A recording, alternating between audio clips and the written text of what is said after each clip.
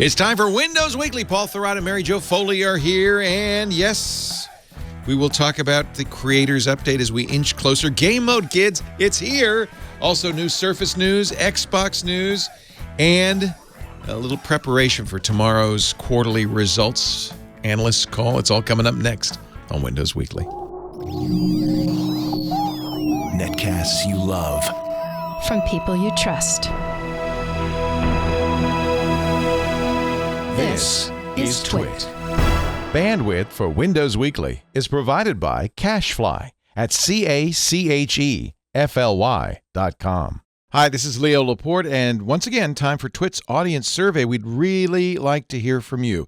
It's only going to take a couple of minutes, really. That's all. Just go to twit.tv/survey and let us know what you think. Your anonymous feedback will help us make Twit even better. And thanks for your continued support.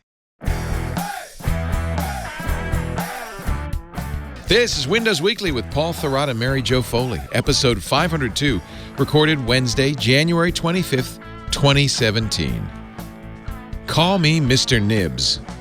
Windows Weekly is brought to you by Amazon Web Services. AWS builds a cloud that allows everyone from the smallest startups to the largest global enterprise to build their own innovative applications and manage their mission-critical workloads. Learn more at podcast.aws. And by Curry, a real-live robot with a great personality. Curry is available for pre-order now at heycurry.com. That's HEYKURI.com. And by IT Pro TV, an easy, entertaining approach to online IT training. Visit itpro.tv/WW and use the code WW30 for a free 7-day trial and 30% off the lifetime of your account. It's time for Windows Weekly, the show where we talk about the latest news from Redmond, Washington. Is there anything else in Redmond besides Microsoft? Nintendo of America. So this is the Nintendo Weekly show now. I better say it's everything about Microsoft. That's Paul Thurrott on the left. He is the head honcho, chief cook and bottle washer at the fabulous Thurrott.com. You know how we spell that, don't you, Paul? SADE. Also, Mary Jo Foley. Sade. Yes. Sade. It's spelled Sade, but it's pronounced Thurrott. Thurrott. You got to understand French Canadian, Leo. It's complicated. It never was Thoreau, because there's two T's, right? It was always Thurrott.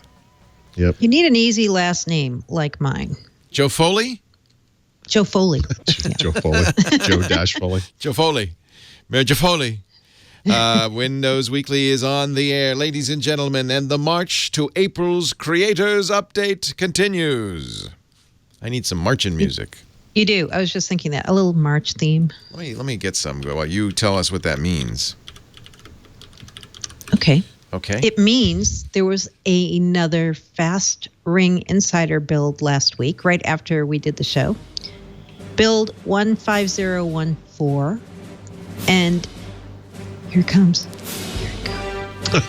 Yep. Hey, it's a march. It's an Imperial March. It's an Imperial March. The march to April's Creator Update. Oh, God, I miss those days, Leo. I'm sorry, Mary Jo. I won't mess with you anymore. It's okay. It was good. We needed some theme music for that. Yes. Okay, build 15014 Fast Ring last week for PCs and mobile.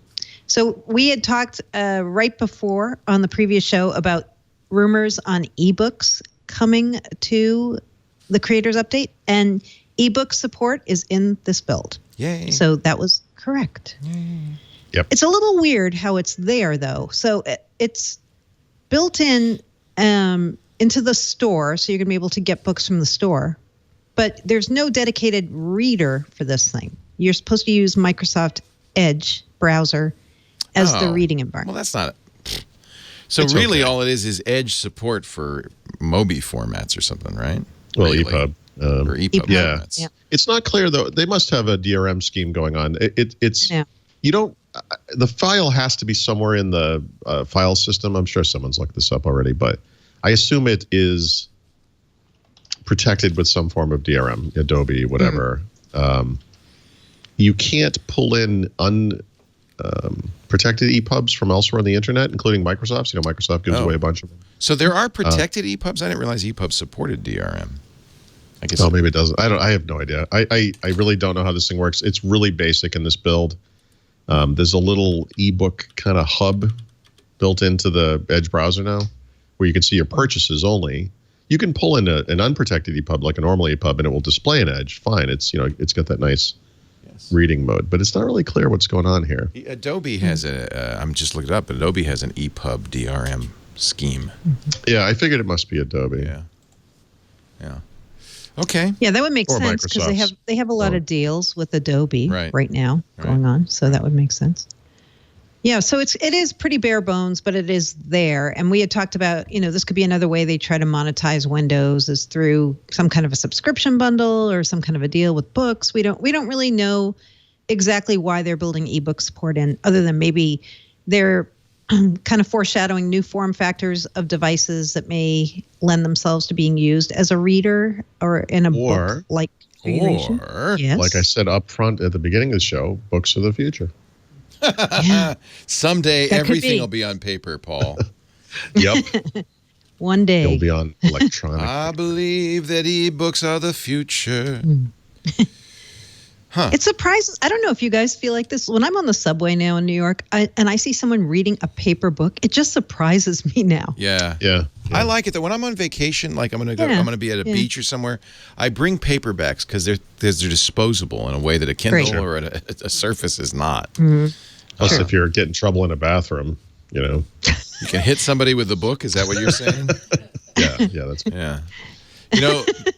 Stephen King's The Stand is my preferred weapon in bathrooms. Yes, it's bad. Right. Actually, that's considered a deadly weapon in several U.S. states. Yeah, especially the newer version. Yeah, several thousand pages of weaponry. It's funny because it's a strange thing to add ebook support. There must be an angle like education, I'm guessing. Yeah. Because I wonder about that. Isn't that basically a dying market? I think, and it's already there with Kindle, the Kindle software, right? So, well, actually, so this is the dark possibility. I think we talked about this last week a little bit. This notion that the Kindle is on Windows, but the Kindle app is terrible and it doesn't get updated. And it's possible Microsoft is doing this almost because they have to, right? Which is kind of the Nokia option, right? Like if we don't do this, no one will. Obviously the Nook has taken a huge nosedive. Amazon, I don't really feel like Amazon and Microsoft are openly hostile, but Amazon is clearly very ambivalent about Windows. Yeah. True. Amazon's ambivalent about anything that's not Amazon, I think. Yeah. Well, but they support iOS and Android, right? I mean, they support them to varying degrees with their other services too.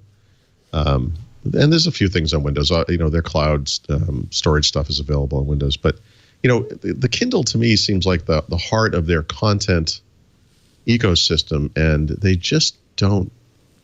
They basically act like Windows doesn't exist. Yeah. I think Bezos is kind of competitive. I don't know where I got that. Just idea. a little. Sure. Why do you say that, Leo? And I know cite evidence.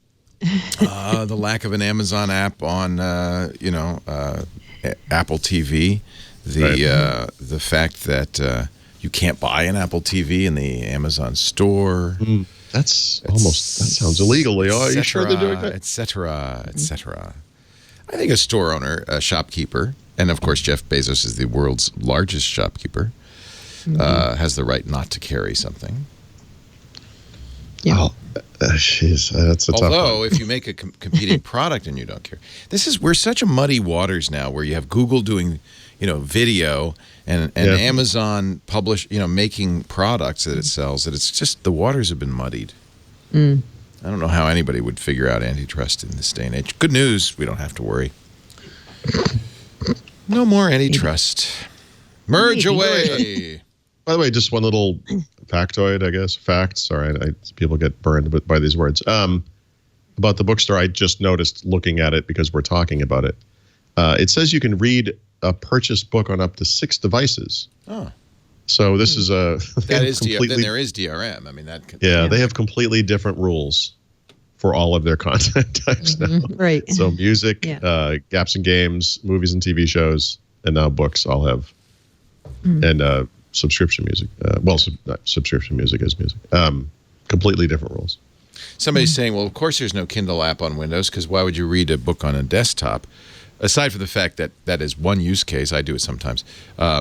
Windows this means person tablets has apparently too. never heard. Yeah, I was going to say, have you never heard of a Surface? Yeah, this is a tablet as well as So I could see reading books on even sitting down at the computer. I often will open programming books in Kindle while I have the software sitting, side by side, that kind of thing.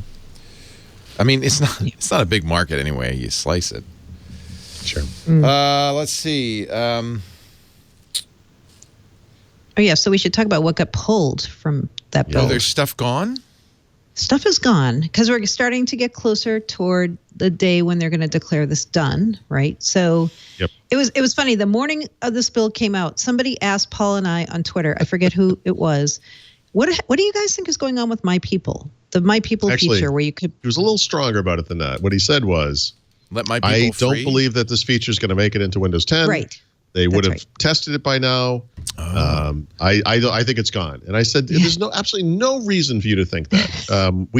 An ebook store is about to debut in Windows 10 at this very late date. Why couldn't the My People thing? That's not how Microsoft tests things. I mean, they have like a team working on it and blah, blah, blah. I went on and on and on. Anyway, it's gone. It's gone. Yeah. It's gone. Yeah. So it's only temporarily gone. We should note. It's going to be in the next Redstone build, Redstone 3. They acknowledge that it'll be in the next build. So I'm kind of sad because when we had the October unveiling of what's called the Creators Update, the one feature that I was like, oh, okay, that's going to be cool was My People. I didn't really care about the 3D stuff all that much. And when I saw the My People thing, I'm like, oh, this is great. Pin your contacts to your taskbar. You can drag documents down to them and just share that way. So easy. Looks really good. That's the feature that's not going to make it. Oh. But not completely dead. They just said it wasn't really ready yet. So I actually would rather have them hold it than ship it being buggy and not working. That would be bad. We are in they never really said quite what the reason was, right? I mean, I guess, we know it wasn't. Didn't they say needs more testing or something, right? Yeah, I mean, they never put it in front of anybody, publicly anyway. I wonder. Yeah, maybe this update has a sort of creativity focus, I guess, but not really, but sort of.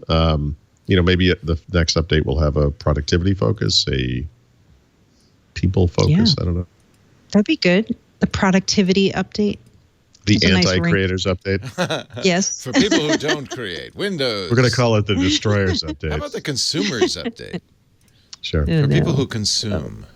Look, you can see why creators update is such a bad name, by the way, because they're using this name for the Xbox too.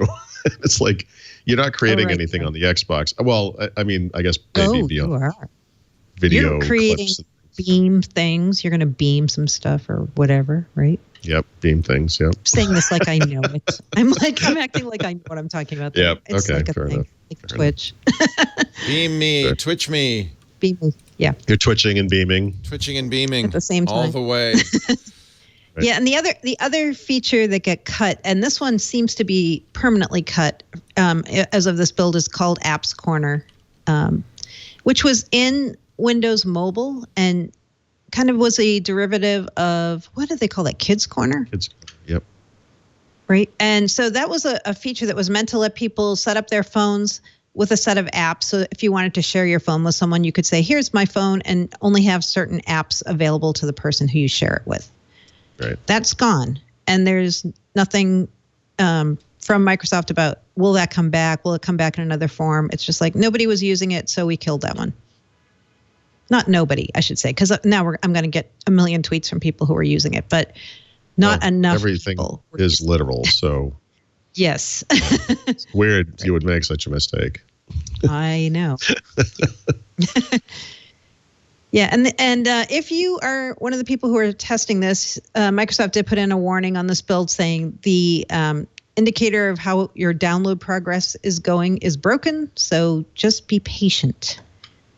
And don't think it's 0 if it says 0 or whatever, 10%.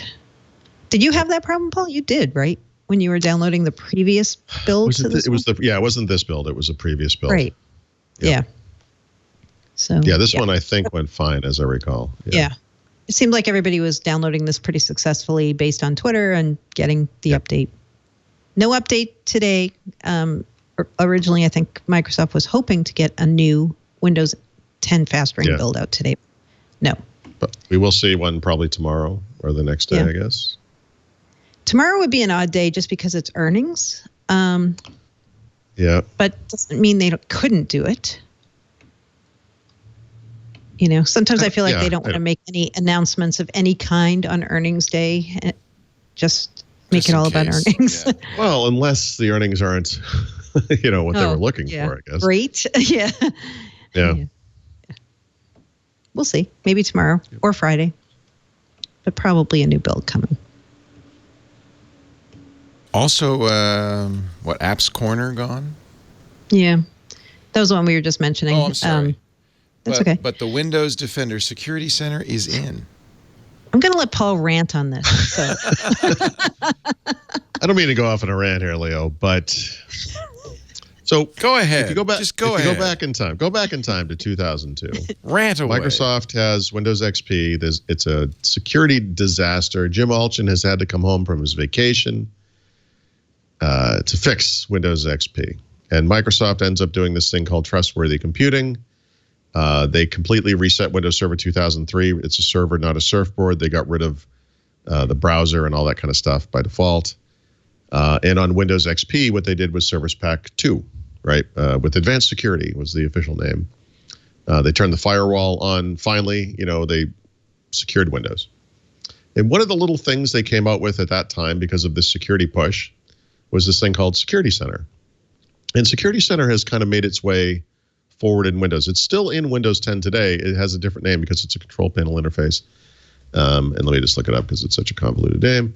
It's called the Security and Maintenance Control Panel. But before it became this, they changed the name at some point. I forget off the top of my head which version of Windows it was, but let's say probably Windows 8, but maybe Windows 7. They changed the name of Security Center to Action Center. But then in Windows 10, they were like, the name Action Center is kind of cool. Let's use that as the name for the Notification Center. And then the thing that was Action Center, that used to be Security Center, we're now going to call it Security and Maintenance Control Panel. And so that's what we have today.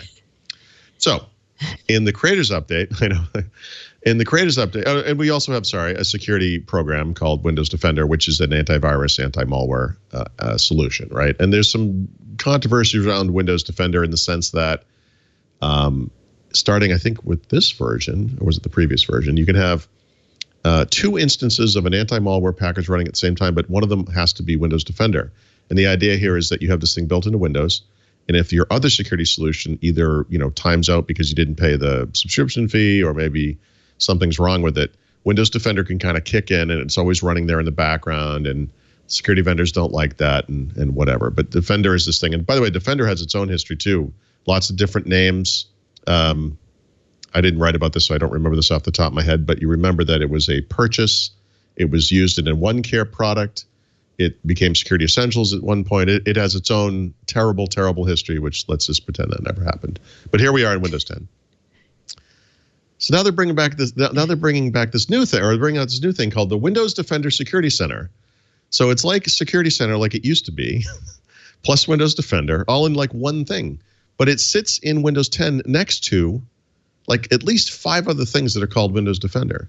I have a kind of a goofy screenshot in my article of like 3 of them running at one time. But actually, in addition to those things, there's an offline application.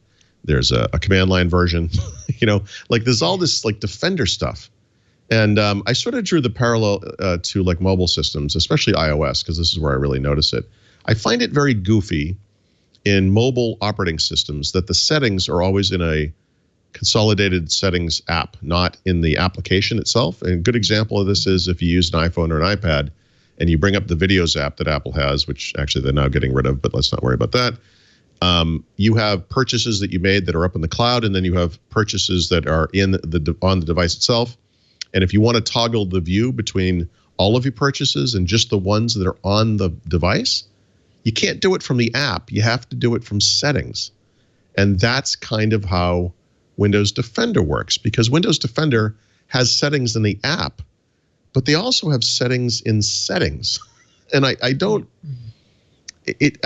find this to be very confusing. So Windows Defender Security Center is basically a front end to all of the security features on your PC, just like Security Center used to be way back in 2002, 2003, including Windows Defender, which is still a separate application. And you can still access all of these features through the security and maintenance control panel, because that's like the legacy UI. Now, it is possible that they will get rid of or at least deprecate this control panel interface. They seem to be moving in that direction. So I feel like we've done this thing, like you're familiar with like object-oriented programming, and you can like overload objects and things. It's sort of like a name overloading. Like we have Security Center used in multiple places. We have Windows Defender used in multiple places. And I think this is like the problem with Windows in a nutshell, isn't it? You know, that there are too many ways to do too many different things, you know? Yes. And amen on that. But frankly, that's been the trademark of Windows since day one. Yep. You know, in fact, that was kind of the Macintosh was the anti-Windows saying, well, we're going to, and they've changed, of course, over time, but we're going to have only one way to do everything. Right. And Windows always had 4 or 5 ways to do the same thing. Down to the point now, starting in Windows 8, we had 2 browsers, you had two control panels, to everything. There was a brief slice in time, and who knows, maybe this actually continues somewhere in the server, but in the server world, Microsoft at one point, and I'm not going to be able to get it exactly off the top of my head, I think they started with Exchange. I know they did this with SQL Server, but what they basically did at one point was say, we're going to stop doing this opposite of Unix. Like the way Microsoft had done things to that point is they would build a GUI that would be the central management interface for this server, whatever it might be. And then they would build these command line tools so that you could automate and do other things, you know, in a more efficient more efficient way. But the command line tools were always like a subset of what was available in the GUI. And so starting with some version of some server, Exchange, SQL Server, whatever, they did it in the opposite direction. They built everything on top of PowerShell, and the GUI was just a front end to the PowerShell stuff, which to me is like the right way to do it. It's possible if they're not doing this anymore, if you know this has been kind of deprecated, it might be because of the move to the cloud, whatever. But it seems like Windows, you know, Windows on the client should kind of work the same way. Like if we're going to have management interfaces for everything for businesses or whatever, that should be the start. And then you build this GUI on top of that. And because it's all extensible and open, anyone could build a GUI to control any feature of Windows. Like if there's stuff missing from the stuff built in Windows, you should be able to build GUIs on top of that and sell it or give it away and whatever. And of course, you know, we have those utilities, but I don't think it's like that. I think it's more like there's like this lump of functionality and they just kind of toss it at the wall. And like you get all these different little ways to do things. And it's like, it just doesn't seem organized to me. I know. A lot of people think, you know, it's great to have choice because some people like to do something one way, some people like to do it another. But the problem is when you try to show somebody how to do something and you show it to them and then they stumble onto another way to do it, they're like, wait, that's not how you showed me how to do it. And they get confused because they're like, wait, I didn't think that's how I was supposed to do that. I mean, this happens with me and my mom showing her things a lot. And it happens to me, myself, all the time. Like, I'll be like, oh, how did I get to there? And then I'm like, no, I'm doing it in a totally different way, but I think I'm going to the same place, and I think I'm going to be able to do the same set of things, maybe. So no, I would like to see less choice of how to do certain things. And this is an example, this whole Defender security thing, because I know sometimes I've had to look at Defender, and I'm like, where is that again? And then I'll be like, oh, it's here. And then another time I'll be like, no, it's here, right? And I think it's too confusing. I do. Yep. I really do. Me too. You know, and this, I mean, look, I'm having a little bit of fun with this one. I just find it amusing. Yeah. You know, the way that they're bringing back names and reusing names, and the fact that Defender appears in the UI like 13 different ways. But this is indicative of the problem at Microsoft. You know, in many ways with Windows, right? And like you said, Leo, it has been like this forever. I mean, this is a long running thing, and we talked about the Ray Ozzie era where they had, at least 4 different sync clients at one time, that were all kind of competing with each other for one reason, which was so stupid. And there are other versions of that. We see it a little bit. Remember with when everything was named .NET for a while, and that was confusing. Like, wait, like, what did that even mean? Yeah. Yeah. But anyway, we think this is actually going to come to Windows 10 creators. It seems like it is. They call it an experience. Yeah. It's an experience. By the way, the other funny part about this is, so you want stuff to be discoverable by the user, and if the user's having a problem with some kind of security thing, and granted, like, this is a pre-release build, this can change, like, what might they type in, to arrive at this thing? Right. I can assure you the thing they're not going to type in is Windows Defender. But if they did type in the word Defender, this app does at least appear in the list. It's not the top one because Windows Defender is the top one, and then Windows Defender Security Center is the second one, and then Windows Defender Settings is the third one. But, whatever. But if you type in the word security, which I think is what people might type in, it's not on the list. And so this thing that has the word security in its name, that is the security hub for Windows 10, does not appear when you type in security. Now, I think Donna said in her post that it appears in the all apps list, and I will try to find that. And does it? Yes, it does. There it is. It is in the list. So you can find it, I guess, if you scroll through the list. And although I don't know why you would think that, you have to go down to W to find it, right? So it's called Windows Defender Security Center. I mean, you really have to be paying attention. I would never think of that. Yeah. I would go to D. By the way, now because I've run this, Windows has asked me, how satisfied are you with Windows Defender Security Center? Satisfied. I'm so glid you asked. Here, let me fill out this form. So satisfied. Is there a number lower than 1? What can we do? Yeah. What is the cache clipboard? Yeah. So this was interesting too, right? Yeah. Yeah. Yeah. I'm going to need you to come in on Saturday. Yeah. There was a product a long time ago and far away called OneClip that Microsoft did, which was a clipboard, a really useful cross-platform clipboard. Mm-hmm. That evolved into a Microsoft Garage project. Microsoft Garage is their incubator that became known as Cache. And Paul and Brad, I think, both downloaded Cache, and you guys were trying it out.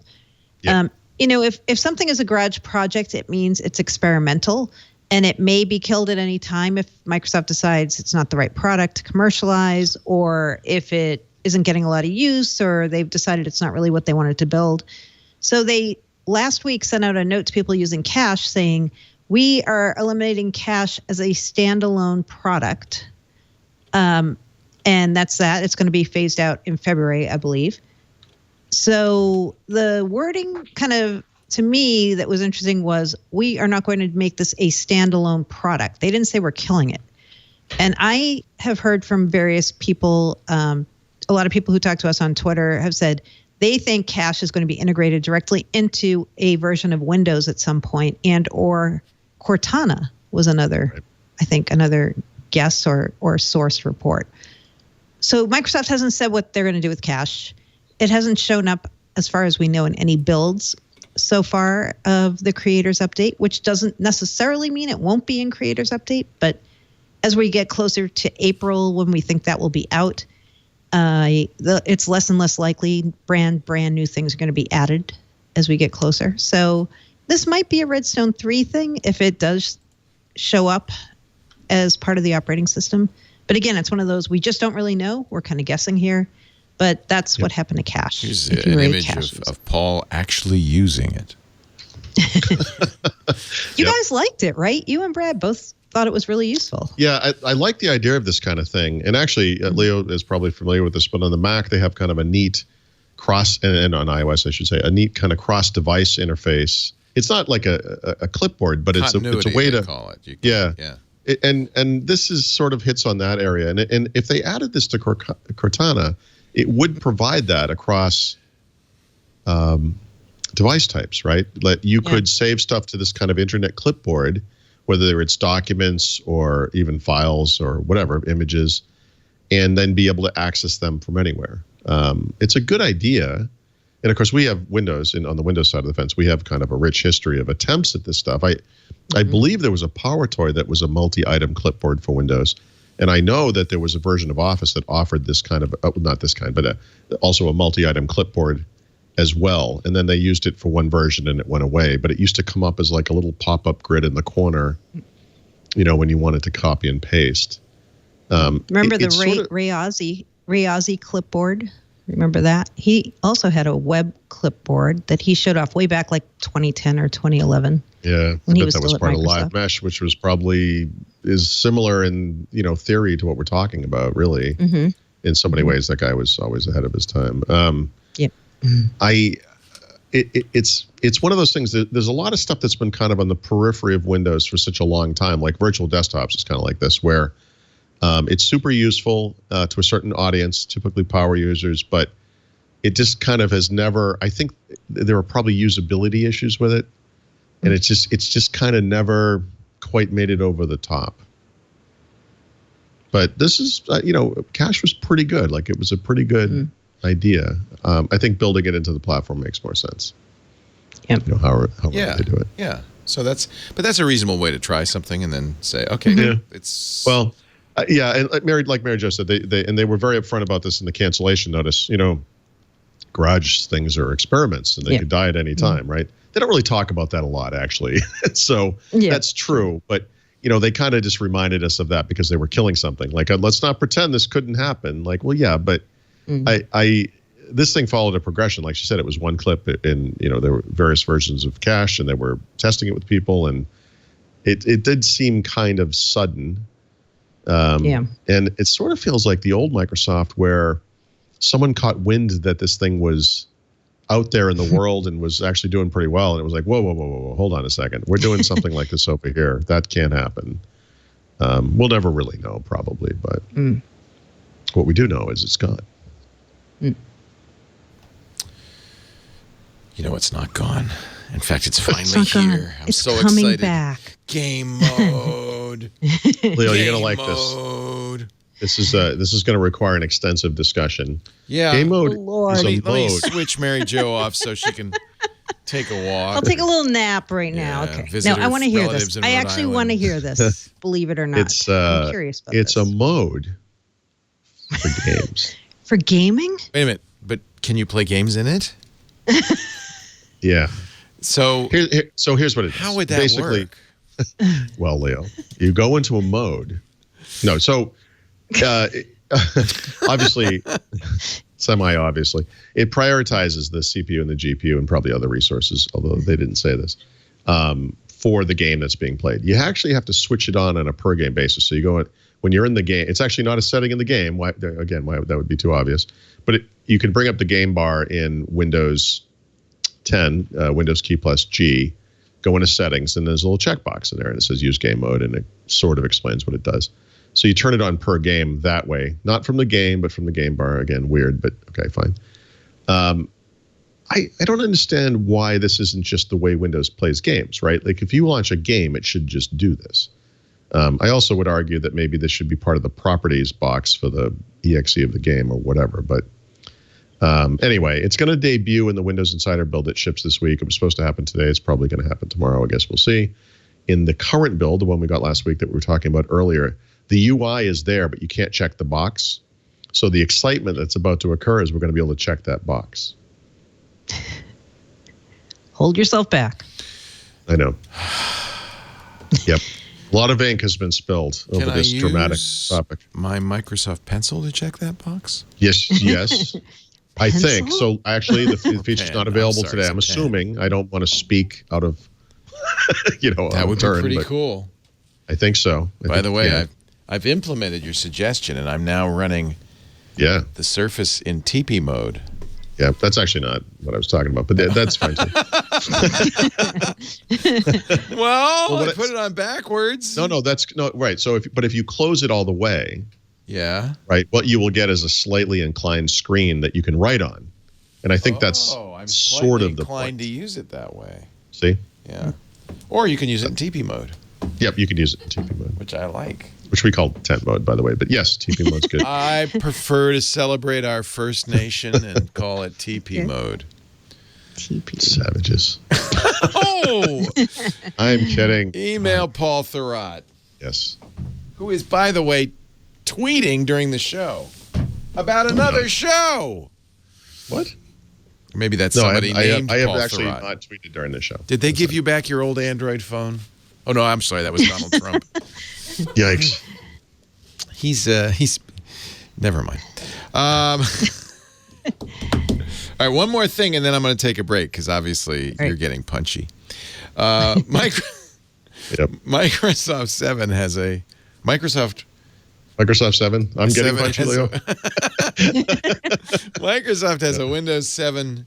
What problem? Well, this is So I was looking at the usage figures on Net Market, whatever it's called, and it's really interesting how Windows 7 usage has not gone down year over year. Actually, year over year, only by about 5 percentage points.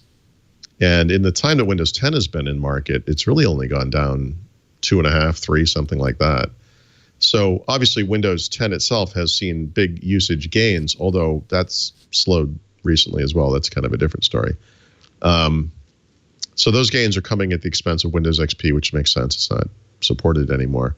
And Windows 8X, Windows 8.0 and 8.1, which, also makes sense. I don't think those versions of Windows were particularly beloved. And I also think those kinds of computers, make more sense to upgrade without a lot of thought to Windows 10.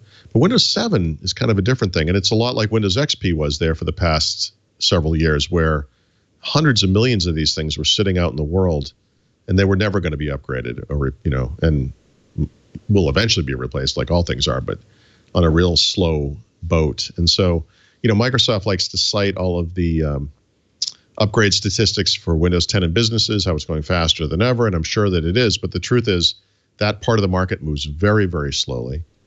But I think there's this other thing that we don't really talk about, and it may be something like 35% of the user base, in the sense that 35% of Microsoft's Windows revenues or licenses or whatever have typically come from consumers instead of businesses. And Mary Jo has a Windows 7 PC that maybe is a good example of this, where these people explicitly chose not to upgrade to Windows 10, or maybe they tried it and it didn't work well and they went back. And I don't think those computers are ever going to be upgraded. They'll die. I mean, like computers do eventually.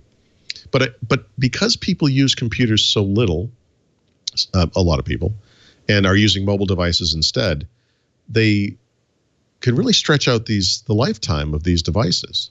And so we're running into that problem we ran into Windows XP, which in that case was made worse by the fact that Microsoft kept extending the support lifecycle. They're not going to do that with Windows 7, I hope and assume, but we've basically still run into the same thing. We're 3 years away from Windows 7 support ending, and 50% of the Windows computers in the world are Windows 7 computers, 50%.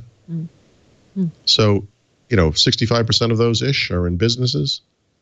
Those guys need to get going now, because Windows 7 migrations, Windows 10 migrations, whatever, don't happen overnight. Like those things have to happen like now for this to work, for the schedule to happen. So it's kind of an interesting dilemma. They make something that just works. It's running on hardware that just works, aided by the fact that people are using it less. And they really want people to get on the new version. And for a lot of people, there's just no compelling reason to go through the potential pain and effort. And now it's not free for individuals either, to make that transition. And so we're kind of stuck.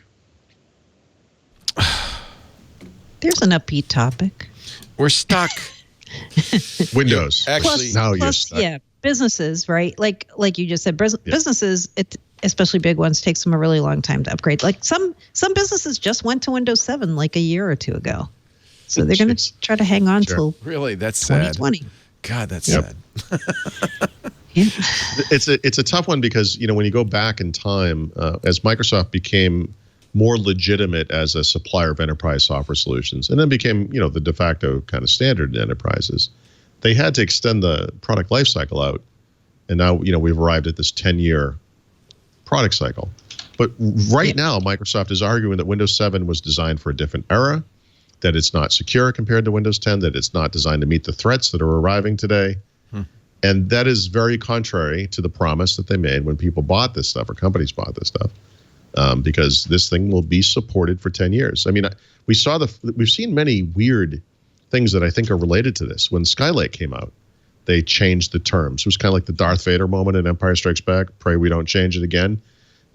all of a sudden Windows 7 not supported on new hardware, we're going to throw a little wrinkle in there. You can keep running it, but you have to run it on your old stuff. Obviously that improved over time, thank God. But Microsoft is going to be clashing with their customers over this topic, because they rightfully expect to be able to run this stuff for the term that Microsoft provided them with. As long as we're depressed. Well, I didn't. I know. I just saw what you're going to say. Yeah, very sad news. Mary Tyler Moore passed away at the age of 80, and was just announced. Just everybody should throw their berets up in the air. Exactly. In honor of Mary. Wait a minute. Was that Mary Tyler Moore? Yeah. Love is all around. Why don't you? I was thinking, didn't Margot, what's her name? The woman from That Marlo Girl? Thomas and That Girl? Yeah. That was a cheesy clone of the Mary Tyler Moore show. Are you saying that she is the Burger King to Mary Tyler Moore's saying McDonald's? The original Korea girl, the one, the only, the Mary Tyler Moore. Love is all around. And everybody just... Actually, this is the Husker Du version. It's not... I was going to say, it's... wow, I don't remember it being quite this peppy. It's kind of the rock version. That'll cheer you up a little bit.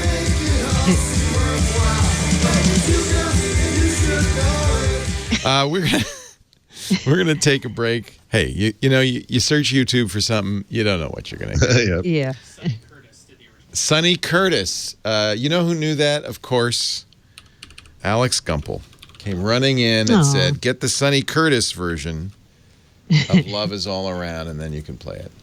How about that, huh? All right, we're going to take a break. Oh, this was actually a song. How will you make it on your own? That later became... This world is awfully big. Girl, interesting. It was a country song before this. Yeah. I'm sorry. Let's bring in the show down a little bit. It's time you let everybody. Sing now. If you have a virtual lighter, hold it up. You might just make it after all. All right. I'm sorry. Thank you, everybody. A little moment for Mary.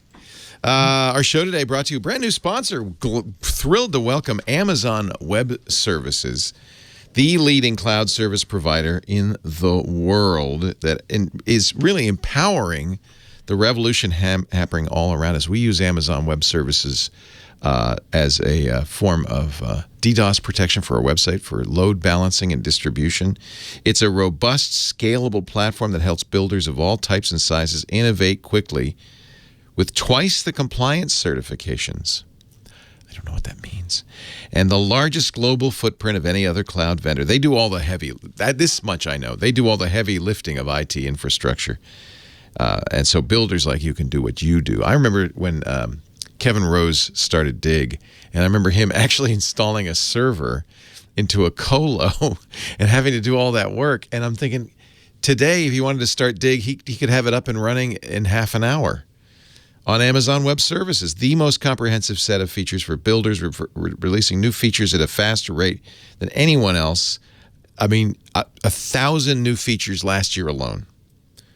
Services support virtually any cloud workload, more than 70 services, compute, storage, networking, database, analytics, application services, deployment, management, mobile.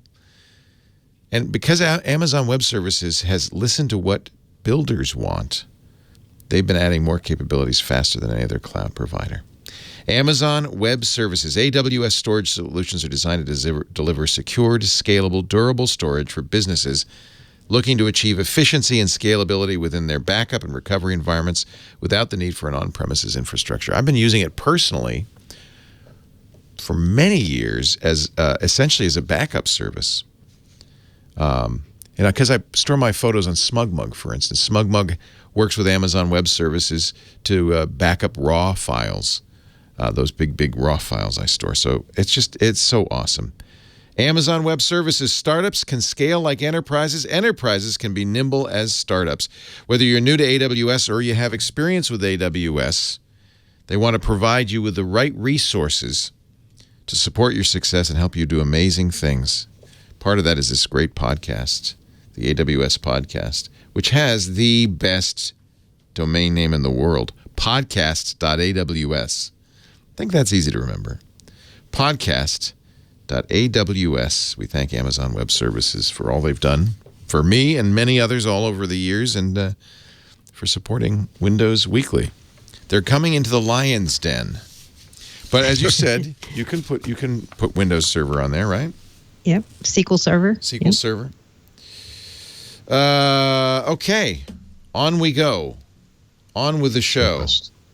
I don't know what to do now. I can't. I'm in full screen mode. I screwed myself up on my Surface.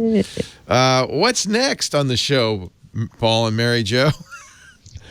We've got some Office 365 goodies I for guess you. I should learn how to use this before. What do you need to know? You want to know how to switch apps in tablet mode? I went full screen. Swipe from the left side of the screen. Yeah. Oh, that was easy. Because usually I have the taskbar at the bottom, and I just press that button. But that's another way to get that same. You know, Leo, I've written a great ebook about Windows 10. I should really read that. I should really read. So yeah, see, because I was in like full screen Chrome, Sure, and I couldn't get to the bottom of the screen. Oh, because you F11'd it. Or whatever. Yeah, I F11'd it. Oh Yep. man, don't F11 it. So now I can just do that. So swiping in is the same thing as that multi-desktop button. Right? You just swipe in from the left. I love that. Okay. Tips a million from Paul Thurrott. Let's go to Office 365, shall we? Yes, let's. Shall. They're turning it on in their managed German data centers. So here's why this is a big deal. Microsoft turned on Office 365 in German data centers. You're like, oh, who cares? But remember what they did in Germany? They appointed a data trustee there. Well, they had to, right? Right. For the so EU. Right. T-Systems, which is a Deutsche Telekom subsidiary, is acting as a trustee for data in that data center. So if you're a European company that wants to keep your data at rest in Germany on premises, well, I shouldn't say on premises because it's cloud, but in Germany, you will now have this option. You already have it with Azure, but now you're going to be able to do the same thing with Office 365 and use one of these two German data centers that Microsoft has. So it's all about the data sovereignty story, which is a pretty big deal for a lot of companies. And if you're wondering, as you probably are, when is Dynamics 365 going to be in this data center? It's coming soon, later by the first half of this year, Microsoft says. I was wondering about that. I knew you were, so I thought I'd address that. I perked up because I thought you were going to say data lakes, and then you said something else. Oh, no. Oh, sorry. We haven't used that term in a while on the show, but maybe sometime soon. Bridges, lakes. Yes. We missed those. Yes. Those were the days, weren't they? They were. Yes. Yeah. What did I just read? That something about U.S. court having to do with data. I can't remember overseas. Related. Was it Or the related? Microsoft Yes. thing. Yeah. Yep. Is that related to this It's kind of related. lawsuit It's about that keeping users' data private. So Microsoft's been going back and forth. They actually sued the DOJ over this. Right. And this week in the Second Court of Appeals in New York, they upheld Microsoft. So Microsoft won. Yay. And it was a tied jury, right? So they said 4-4 ruling. Yeah. The feds cannot this use could- U.S. warrants. Yeah, to get data that's stored overseas.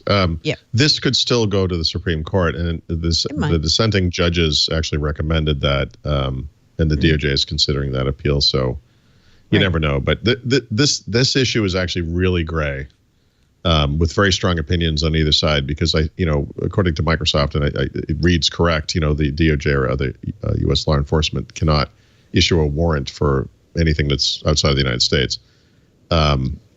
However, as the DOJ has pointed out, Microsoft is a U.S. company, and where it stores data is arbitrary, and you can't just decide to move something to Europe so we can't get at it.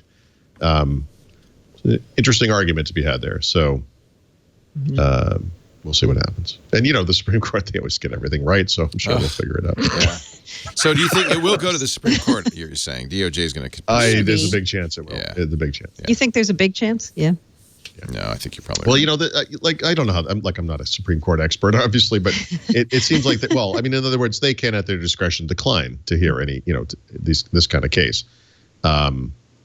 This is precedent setting, right? The laws are antiquated, and not that the Supreme Court's going to start enacting laws based on this, but what they do will set a precedent, right? It's important, and you sort of get the idea that they would want to take on something like this. The dissenting judges also pointed out that Congress needed to, fix the laws to modernize them for this kind of thing. If anything, a rejiggered Supreme Court under Trump would probably say, we're not, Congress has to do this. We're not going to overreach here. Right. And actually, that's an interesting point, because when you think about a Supreme Court that, let's say, is maybe conservatively leaning, how do you make this Sophie's choice, right? A U.S. company versus the U.S. Department of Justice, right? It's not like it's Microsoft versus China. I mean, it's two USA first kind of entities. It's kind of a tough. This is hangover prosecution from the Obama administration. I wonder even if this might go away. I don't know. You're right, though, because how would President Trump come down on this? I'm not sure. Right. You would need a roulette wheel to figure out how he comes down on anything. But he could tell the DOJ, okay, that's it. No more prosecuting Microsoft. They're an American company, right? Well, okay, right. But I mean, ultimately, what this case involves is a law enforcement matter, which I believe is I actually think it was a drug dealer, but it goes to the ability of the intelligence community to get information anywhere, right? Yep. Yeah, no, it's a tricky. That's what I mean. This is not black and white. It really isn't. I mean, you can make a good case for either side of this.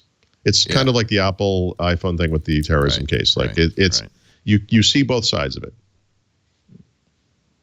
As a thinking person, you do. I mean, I don't know everyone, but you should. In fact, it's complicated. It's complicated. You're right. When it's. I don't know. Right. I don't either. That's the point. I mean, it's what you have, and where we don't know what's going to happen in a Trump administration is you've got competing interests, and he favors both the interests of our intelligence agencies to protect against terrorism and the interests of U.S. corporations to act without government interference. And both, he said things in favor of both things. So I don't. Yeah. But fortunately, he's not going to have to decide, but he could, if he wanted to, weigh in and get the DOJ to back off, I would imagine. I don't know. Yeah, I don't know. This is why, by the way, when you ask why does Satya Nadella in the transition go to Trump Tower, this is exactly why. This is why the automakers met with him a couple of days ago. This is very much the war going on right now, the juggling going on right now. Right. Not to get political, but I think it's time for a dad joke. Paul? Well, actually, Mary Jo should discuss this story, but I will tell you you were involved. My sad attempt at humor with Microsoft. Yes, I want to hear that afterwards, because I think I missed your dad joke. Yeah. So yesterday, finally, SharePoint Online team sites can sync with OneDrive for Business. I know.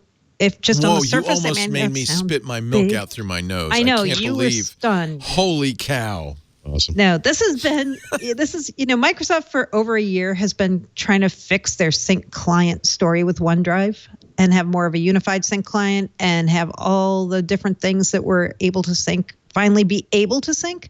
So now SharePoint Online team sites, including Microsoft Team files, are going to be able to sync with OneDrive for Business. This is something people have been waiting for. Microsoft's been talking about providing this for over probably close to a year, if not over a year. And it was kind of the one last thing in the sync client roadmap that people had been waiting for them to deliver on. So now there it is. Done. Yep. And that was the source of my dad joke. Okay, why? Okay, let's hear it. So I was talking to Jeff. What's the guy's name? Jeff Teeper. Yep. Teeper.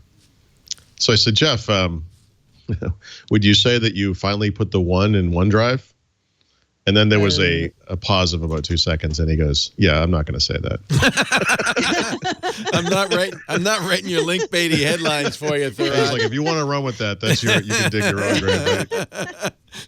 Right? Like, come on, just say it. Say it. Come on. I need a headline. Oh, but we should bring up placeholders, because people are probably wondering what Jeff Teeper would say about placeholders, because Microsoft's been talking for a while about it. Mm-hmm. Will there be a replacement for the denigrated placeholder service? Yes, we know there will be something, and Microsoft even showed a sneak peek of that at Ignite last year in September or October. And when I asked him again this week, so what about the placeholder replacement? He said, we know people want this. Go look at our user voice posts on this, and we've said Windows and our team will be discussing this around the time of build. So it won't be, obviously, because of that timing, which is May. This means this is not a creators update thing, but probably a Redstone 3 timeframe. Interesting. Good. Office 365 updates coming soon, right? Yeah, so every month they make this big announcement of all the changes across Office 365 products and services. Oh, I thought it was something more. It's just a regular update, monthly update. Well, it's they do it monthly now. This is the system we're under. Actually, the biggest one we already discussed. It was that OneDrive for business stuff, but they've added an activity feed to Word, Excel, and PowerPoint on Windows, and it's coming to, I think, other platforms too, which is basically just a way to see what people have been working on. Like in the collaborative world, if you think about it, we need something about recent documents, but recent documents for the group, because you may not always be the one who has worked on a document most recently. And so that's what this provides, basically an in-app way to see who has worked on what most recently, which makes sense. They're integrating Office Lens into the various Office mobile apps on multiple platforms. And so this month they added it to Word and PowerPoint. The idea here being that if you're working in Word or PowerPoint, and eventually I think it's coming to Excel in the near future, you'll be able to use those Office Lens scanning capabilities without trying to find the other app and leaving what you're doing. You can do it right from within the app, which is very cool. And I think I don't know if we talked about this, but they separately announced Office Insider is available on iPhone and iPad. I was actually unaware until they said this that it wasn't, but basically what this means is that if you have an iPad or an iPhone, you can get early access to builds of Word, Excel, and PowerPoint through the fast ring. I think Mary Jo probably talked about Microsoft Staff Hub about a week ago or 2 weeks ago, new Office 365 application for certain subscribers. I won't try to go through that alphabet soup, but it involves the letter K and the letter E. And I think that's about most of it. So, some months the Office 365 updates are like a 2,000 item list. Like this month, it was actually pretty manageable. Thank goodness. All right. We've said everything there is to be said about Office 365 for today. For now, yeah. Yeah, because there's a lot to be said. My bingo card is still missing something on Surface, though. Can you talk about that? I can. I'd like to get a 6 across here. Last week there was this would be the easiest game of bingo in the history of mankind. What topics might they discuss? I was like, hey, all you have to do is say Windows is Xbox, the center of the board. I'm rich. Yep. Well, get ready then. Last week there were firmware updates for, I want to say, Surface Studio, which I think was the first one ever for Surface Studio, and Surface Pro 4. And in this, which one was it? Can't remember which one it was, but maybe it was in both. At least one or the other had this cryptic note. It said, "This update to the Surface Embedded Controller firmware adds support for an upcoming product release." So Brad pinged me when he saw that, and he said, "What do you think this means?" And I said, "I think it means creators update. What else would it mean?" And he's like, "I'm going to ask Microsoft." I'm thinking, like, what a cute kid he is. He's going to run off and ask a stupid question. And Microsoft came back and they were like, "Yeah, it doesn't mean creators update." And he said, "Well, what does it mean?" He's like, "We're not going to talk about that right now." And so actually it means something else. And it could be, it's a Surface embedded controller update, so it's probably Surface related. It could be related to just some minor software update we know nothing about. It could be related to the coming generation of Surface hardware. Maybe there's new peripherals coming that the old devices will also support. We could speculate all day long. I have no idea, but it does not mean the creators update. And so it's almost like we need an adage for what happens when you assume. Right. I want to guess. What if it means the ability of the dial to work on other Surface types? It could be, but it already works on this device. Oh. It could, by the way, one bit of speculation related to that is what if it means additional Surface dial functionality? Right? And that could very well be, because I would say today the Surface dial is kind of half realized. So, yeah, that could be. New kinds of pens. Well, that's another theory, right? So I've heard the rumor that the next generation of Surface Pro and Book will support a different kind of pen, right? And what kind of pen? I don't know. A different kind of pen, Mary Jo. I just said that. Will it be like a flare? Pencil? Why aren't you paying attention? Pencil? Pencil? How would a pen? This is just a piece of plastic. How would it? I mean, what would make it pencil? Like, I think of it as pencil because it has an eraser. Well, see, when I hear that, what I think Apple calls its thing a pencil, and it doesn't. Well, I think of it as a different digitizer, right? Now that can't be this. If that can't be this, because obviously the new pen wouldn't work on the old device. But that's what I thought when I heard that. Do they offer different nibs, different tips? Yes, they do. Yep. Or they already do that. A little nib set. Yeah. Call me Mr. Nibs. Different hardnesses or thicknesses, I guess. Yeah. What if it's VR headsets ability to connect to those devices? I had an idea. What if? Yep. I mean, we're just brainstorming after all. We're just guessing. It looks like this.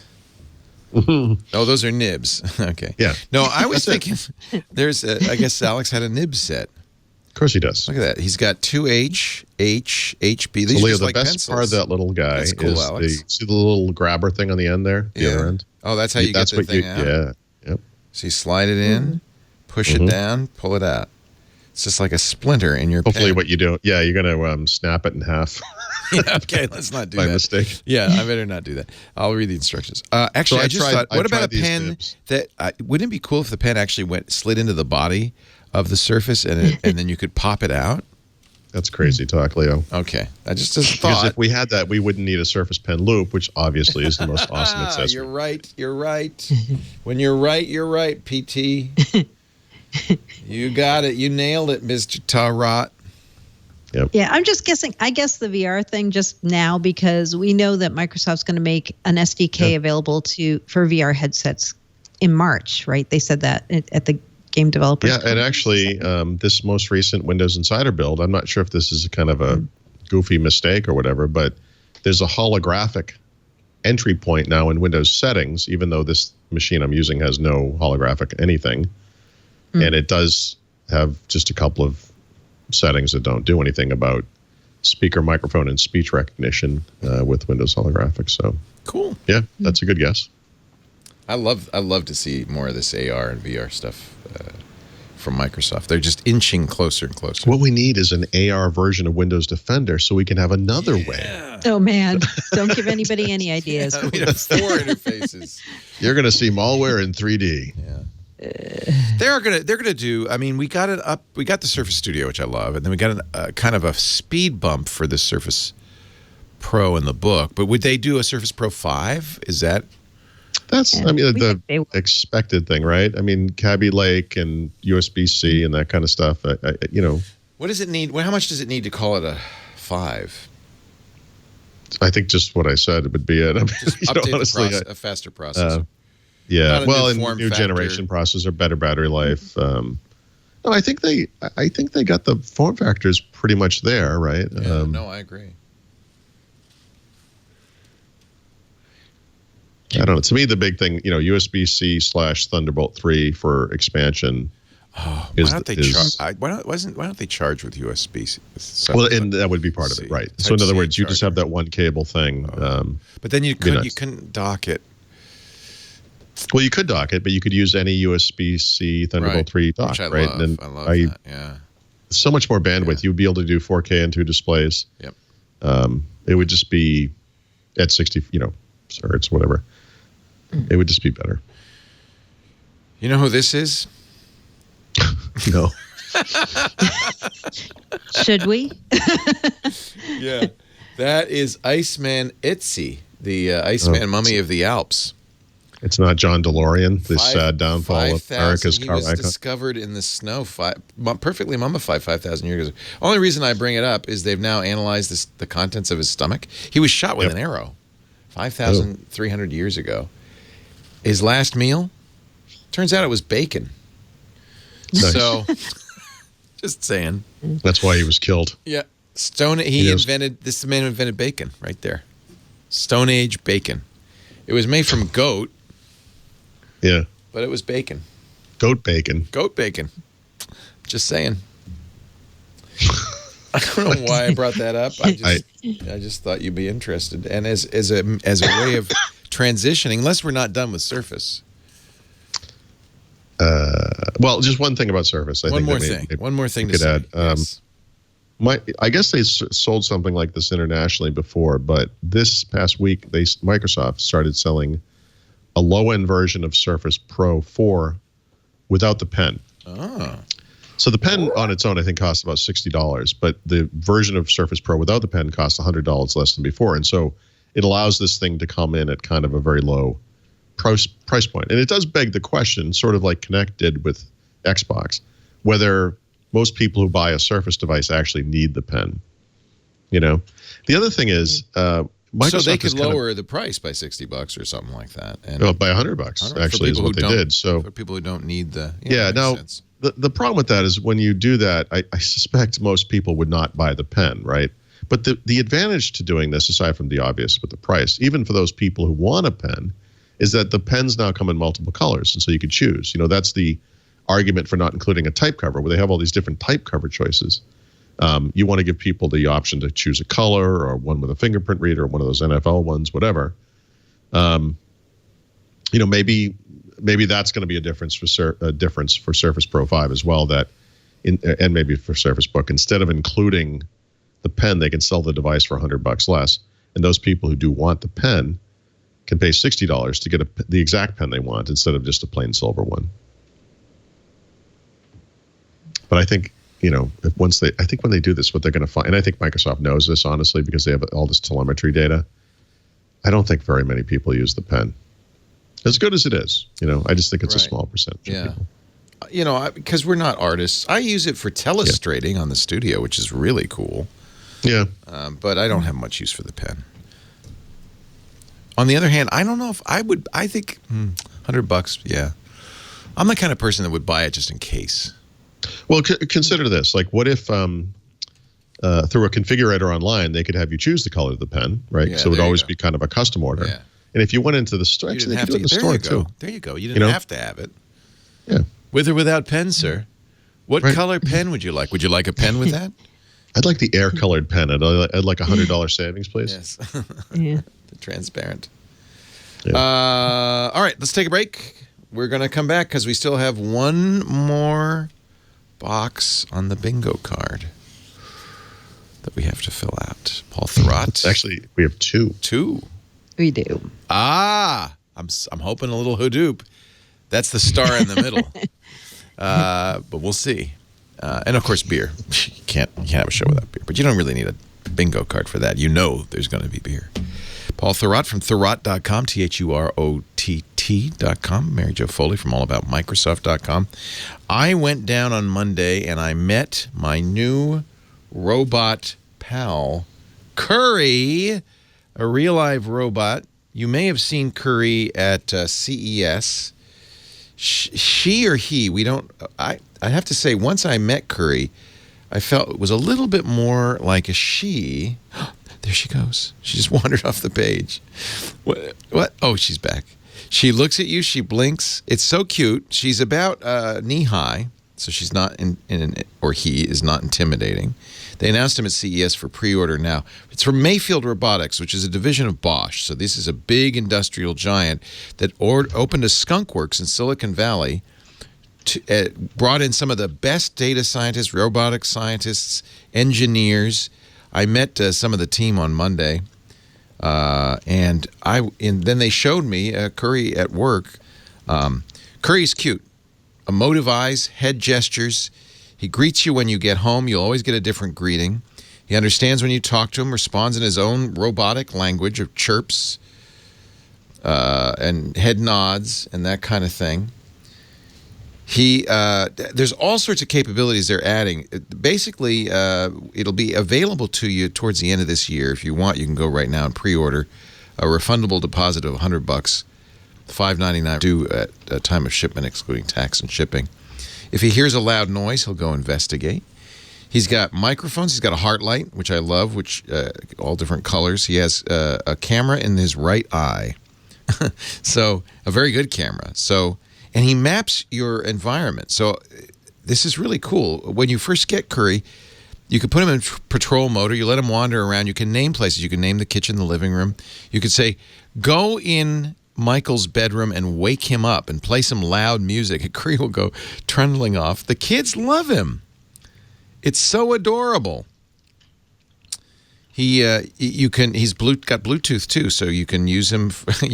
You know what you can do? I can't wait to do this. Is you can have him come. He'll come and wake you up, and then you say, "Okay, Curry, let's listen to the news and follow me while we do." And he'll walk. So as you wander the house, getting ready for work, he'll follow you around.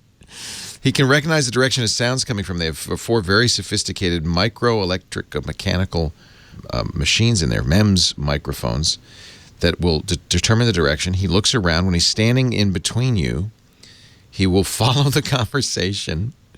It takes you about 5 minutes before you just feel like this is our new buddy in your house. Curry, this is your first home robot. He's here, and he's waiting to meet you. Visit HeyCurry, HeyKuri.com to find out more. And if you want, put down your, as I did immediately, your deposit of $100 to pre-order. That's refundable too. But these guys are doing some amazing work in here. Hey, Curry! Go watch some of the movies, the Curry movies. There's a lot of things Curry can do. Curry does and Curry doesn't. They gave us T-shirts to say one and the other. Curry does and Curry doesn't. HeyCurry.com, KURI.com. Paul Thurrott, Mary Jo Foley. We don't know. They could be robots. No one's ever. We don't know. They're very lifelike. Yeah, I think it's believable. It's occasionally lifelike. Only seen them in a small screen. Right. Yep. We are moving on to Xbox. All right, Mary Jo, I'm going to try to keep this one brief. No. I'll just race through this. Let's dig deep. You know what? So the part I'm most interested in is item 1 on our list. Yeah, the rings. Yeah, and this is the one that is actually in some way most confusing to me, because the forum post where this was described no longer exists. So here's the thing. Neowin grabbed it before they. Yeah. So clearly this is what's going to happen. This is needlessly complex, and I don't understand why Xbox can't just do what Windows is doing, right? So they had their own preview program. I think since the Xbox One came out or soon thereafter, it was run differently than the Windows Insider program. So they're switching it over to a consolidated thing. It's called the Xbox Insiders program. You would think if it was going to be like Windows, what it would mean is that anyone could join. Maybe there'd be a fast ring and a slow ring and, whatever. And they don't do it like that. Like, basically, they do have these, or they're going to have these rings. There's 4 of them. There's an alpha ring, a beta ring, a preview ring 3, and then a preview ring 4. And if you think about, it's probably not hard to imagine. The first one gets the most updates, 2 to 3 per week. 1 to 2 per week, 2 to 3 per month, once per month, whatever. Okay. But you still can't today, like for example, today, or yesterday rather, they released the first Creators Update preview release for Xbox Insiders, but they didn't release it to everybody. They either randomly or through some selection have only released it to a very minor or small percentage of people who are in the program. I think people who want to be in this program want to test this stuff. Like, why? They're still kind of doing it their own way, and I don't. Don't you think they're throttling it like they do with Windows sometimes? Like put it out to a few people, see how it goes. Let me ask you a question. So, why would Microsoft need to throttle the release of Windows updates to PCs? Like, I'm sorry. I don't mean to be. To Xboxes, you mean? No, I mean to PCs. Like when you think about throttling to PCs, like why would they have to do that? Like what? I'm sorry. Let me just answer my question. This is unfair. There are so many different. Why, Mary Jo? Tell me now. I know, why? I know. I'm not trying. I don't mean this. I'm sounding antagonistic, but I don't mean. All right, tell me. Tell me why. That's false right there.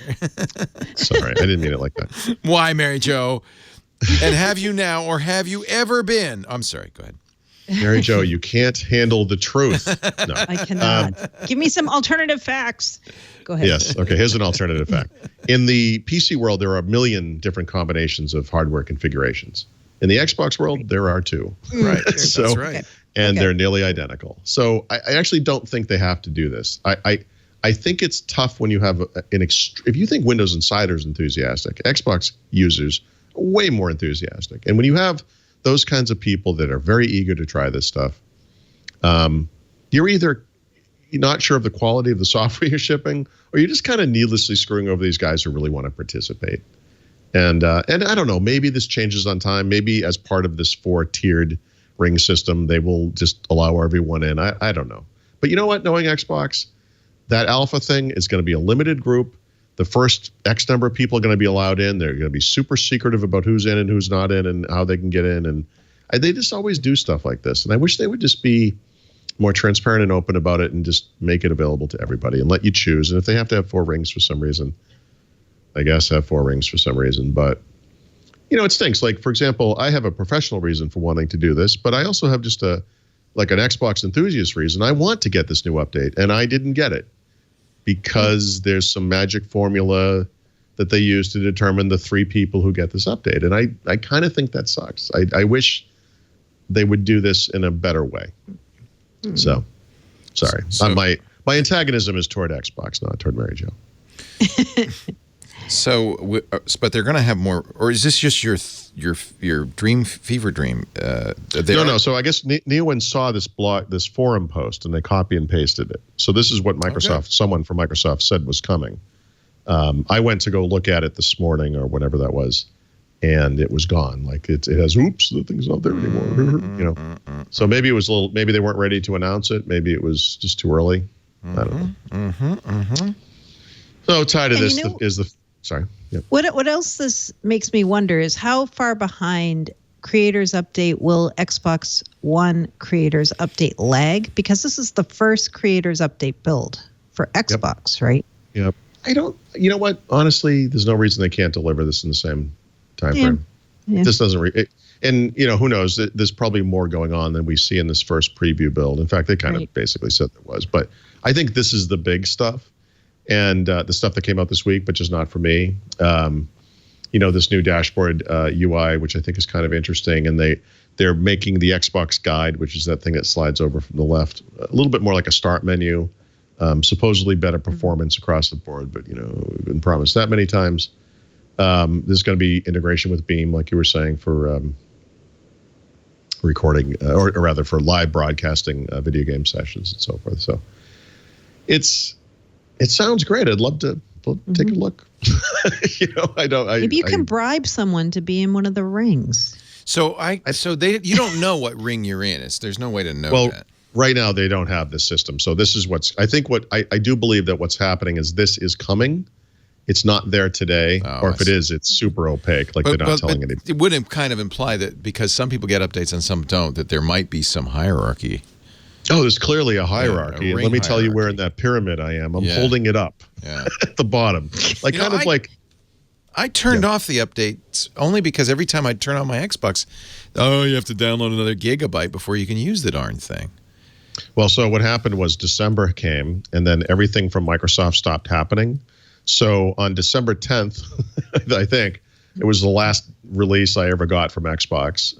And I'm on the preview program. I'm in it, whatever they're calling it today. But I'm clearly not in the little special group. Well, I would stay in it if I could, limit those to. Well, I think you will be able to, right? Yeah. I think maybe that's the point, that eventually you'll have that selection drop down like you get in Windows, and you can, pick where you want to be. Kind of medium fast ring. But I just knowing from the way they've done things, they're going to limit those first two groups, right? They're going to fill up instantly, and they're going to say, sorry, you can only have these other ones. We'll let you know if anyone leaves, and then we can push you in there. I'm just curious, who's in these rings if you're not? You're like Xbox fanboy. Like, why? Well, he why might not you be because maybe they don't want an Xbox fanboy. Maybe they want a normal person. Like maybe. me. Maybe I should try to sign up and see what happens. I'll give you the threat that I've given Microsoft, which is this: you can keep me in the dark if you want, but I'm just going to keep writing about it. Yeah, so I'll make up stuff. I can be informed or not. It's your choice. I can make up things. I'm happy to adhere to NDAs and whatever. There are alternative facts in the Microsoft universe, you know. Yes, they sure are. There sure are. And then just two more minor notes. 2 new Xbox One S bundles are available now or will soon be available. They're not particularly interesting, but off the top of my head, it's like Forza Horizon and I forget the other one. It doesn't matter. They're not particularly exciting. But the big thing that just happened, I think it happened yesterday, excuse me, was the release of Resident Evil 7. Normally wouldn't promote like a horror, first-person horror game or whatever, but it's the first major third-party Xbox Play Anywhere game, which is actually really interesting. So, first interesting. non-Microsoft. Not from Microsoft. Oh, interesting. Yep. You buy it on Xbox, get it on Windows 10, and vice versa. People are asking about Scorpio. It's still slated for the same late in the year release, right? Yep. No and they've been dribbling out hints about it. In fact, as recently as today or yesterday, they got the first prototype hardware up and running. Some of the guys in the Xbox team got to see what the games look like. They're all very excited about it, as they would be. Who isn't? Yeah. Me. Well, and this is the thing. Here's your answer. I give you Mary Jo Foley. Mary Jo, that was a rhetorical question. Who the hell isn't? Sorry. Me. Not interested, Leo. Not at all. Nope. Well, at least she's still paying attention. Yeah. So I have big questions about Scorpio. We'll see. I mean, the most obvious one is will it really be 4K, right? And there's a lot of angst about this because, the PS4 Pro is not really 4K, not all the time and not most of the time, really. It's like kind of up to 4K. Microsoft keeps saying they're very hardline about this. Like, no, these games will be 4K. And, 4K requires an incredibly powerful system. And of course, the question, for them to achieve it, it seems like this device would have to be very, very expensive.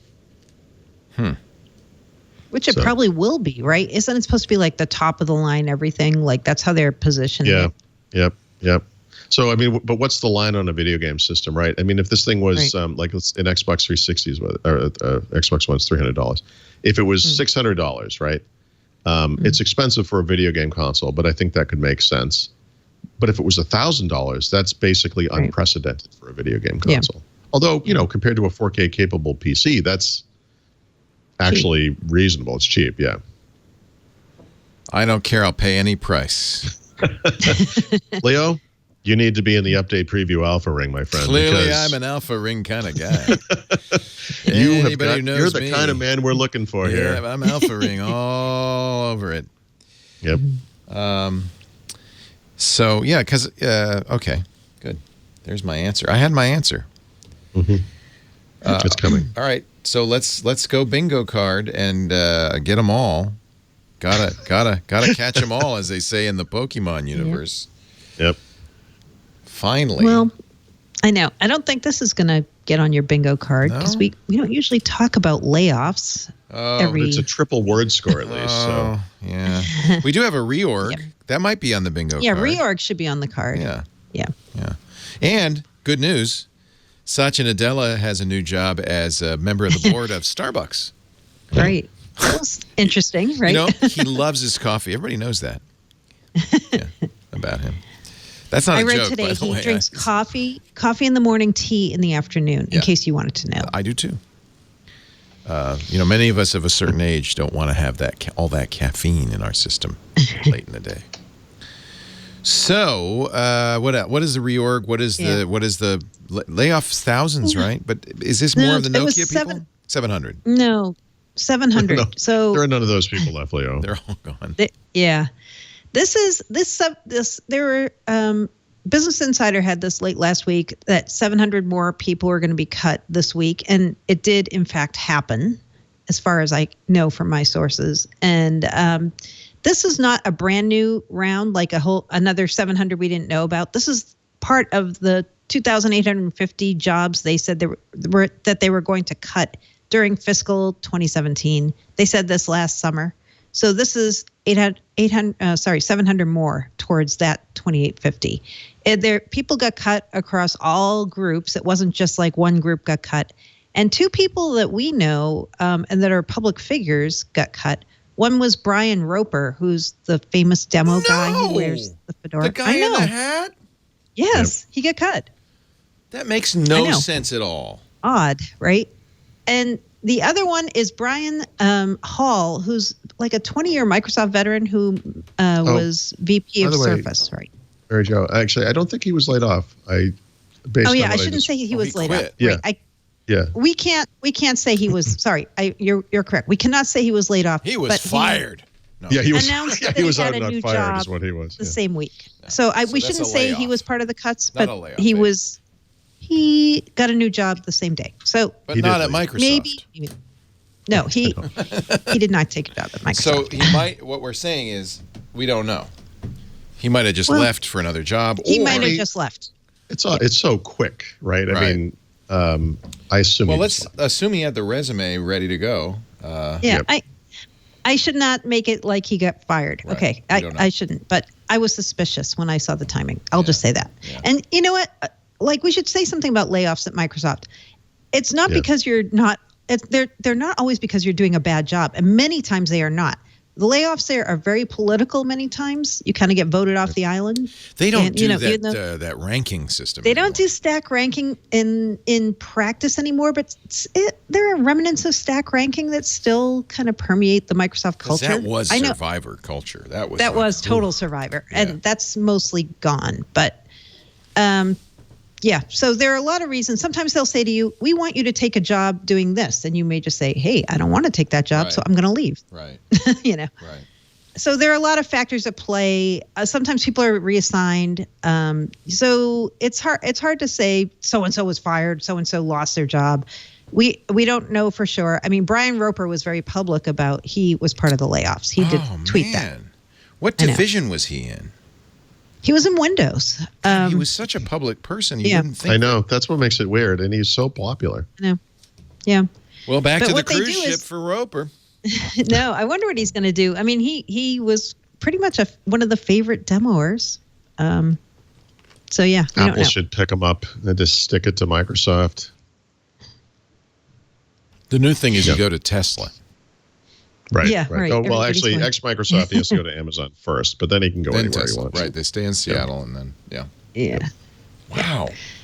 I know. So that was kind of a surprising one, but I wonder if he knew. You never know what people know or how far in advance they know. So anyways, it's sad to cover layoffs.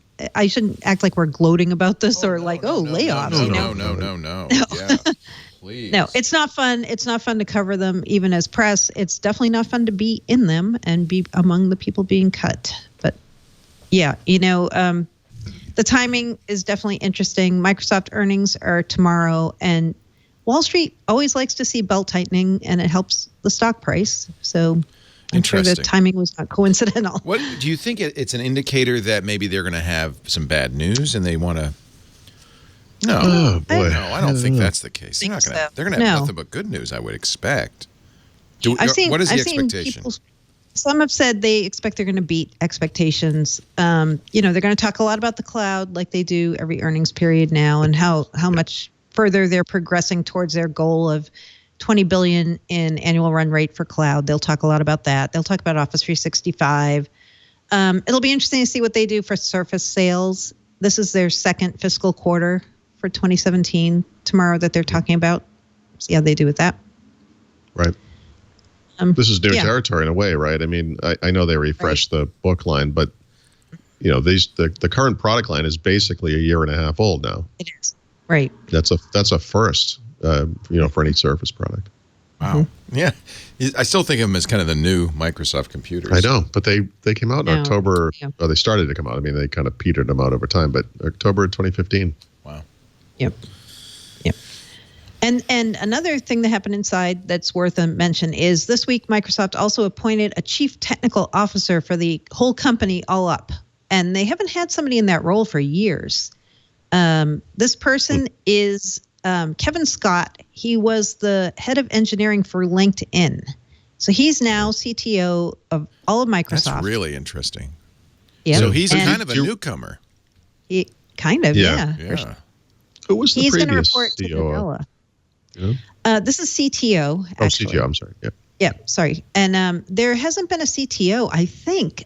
I'm not positive about this, but since Nathan Mervold, maybe. It's been years. Bill Gates was chief technologist after he stepped down, but that wasn't CTO. That just that was an honorary scientist or something. Yeah, or he had an honorary title. Yeah. Ray Ozzie was chief software architect. So this is kind of a new title. Wow. I think. So maybe could the new guy cook? Because we have certain expectations. I know, after Nathan, right?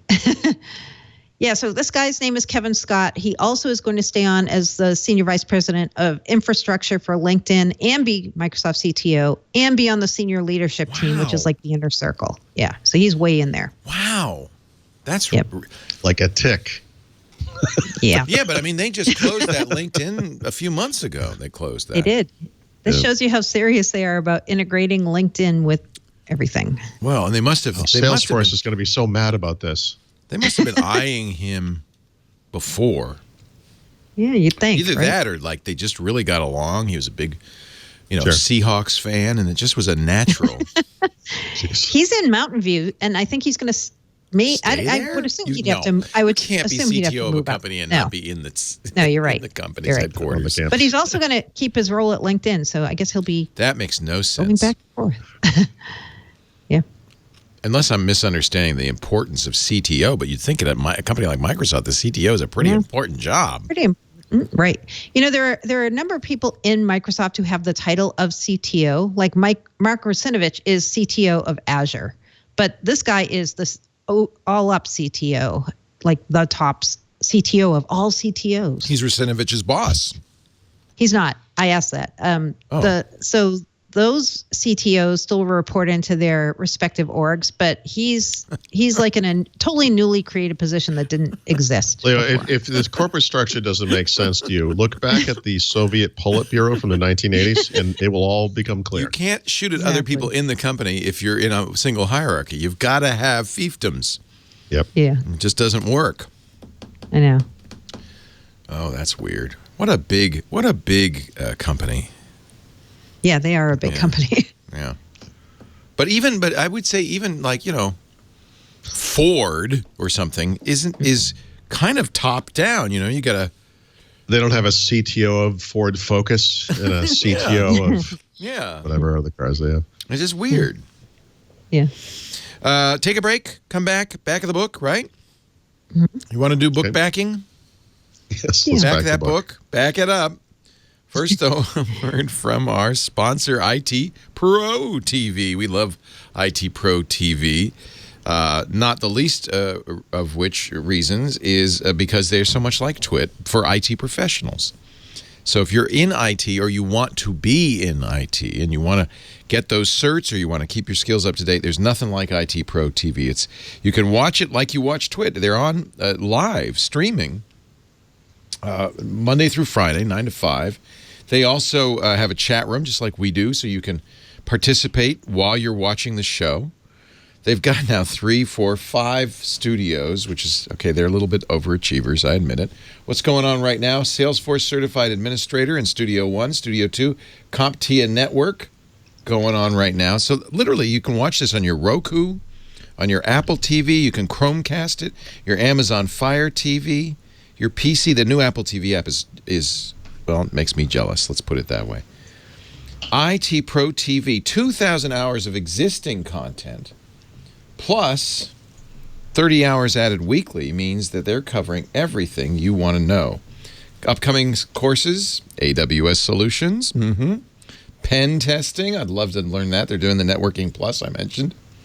IT Fundamentals. You start at the beginning and, wait a minute, look at this. The Cyber Patriot program. This is a free course. It's National Youth Cyber Education Program with emphasis on the national competition. So if you've got a kid in high school or just an advanced kid at a younger age, you're going to get some amazing skills. Now, you need a coach, a technical mentor, but it's all in there. It's all covered there. uscyberpatriot.org. I love IT Pro. These guys are awesome. Want to get the security certs? Systems Security Certified Practitioner, Certified Cloud Security Professional. There's a job that will go and go and go. You want a job that'll last forever. Start at IT Pro TV. You get transcripts of all the broadcasts, so you can jump right to a part of a show. You also get 100+ step-by-step virtual machine labs. You don't need Windows Server. You do it all in HTML5 browser and a Chromebook if you want. Transcender practice exams. Those are free, normally $109 value. Now, there's a free tier. You can watch live streaming only, but I got a better deal for you.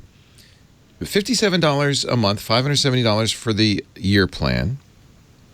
But if you go right now to itpro.tv/WW and use the code WW30, you're going to get a free 7-day trial and 30% off forever for the life of your account.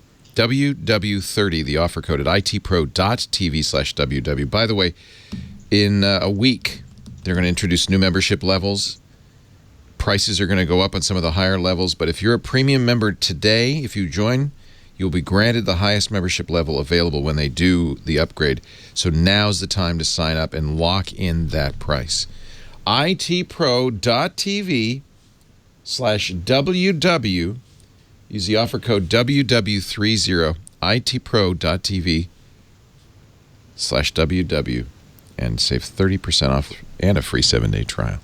And we thank them for their support of Windows Weekly.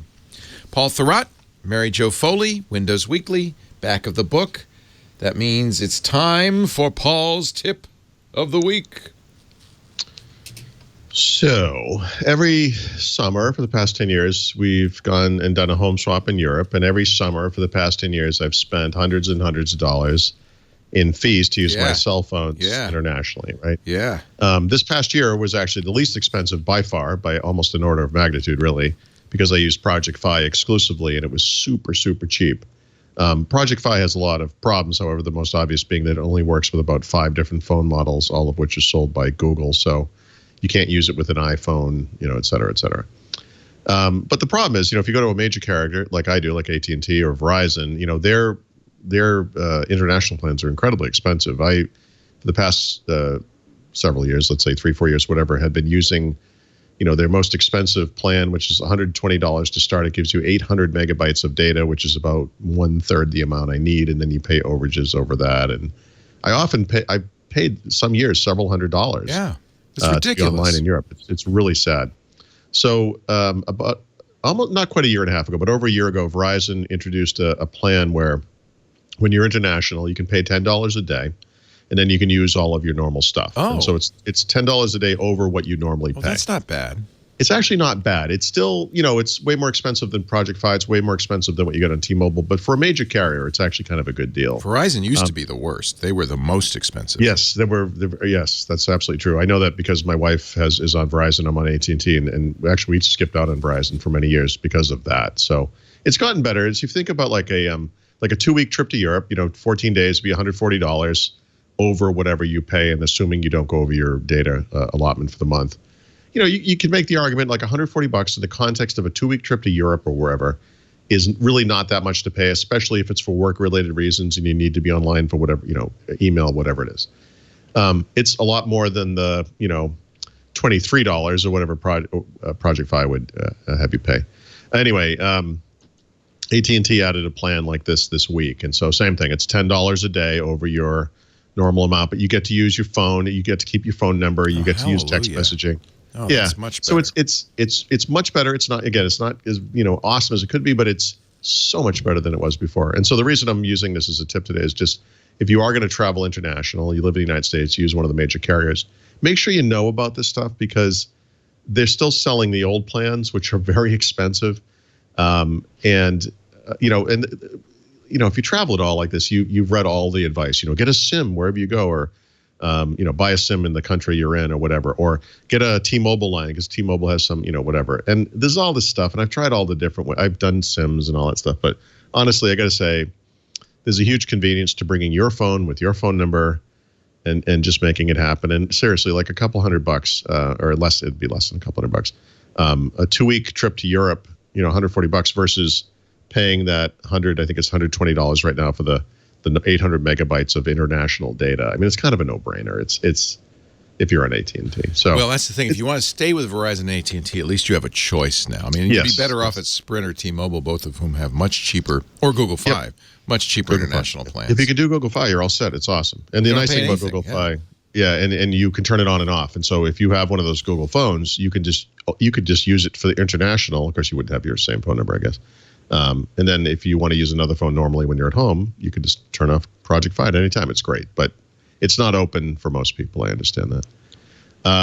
The other small tip just related to the Creators Update, since we were talking about a new build that came out last week, there'll be another one this week.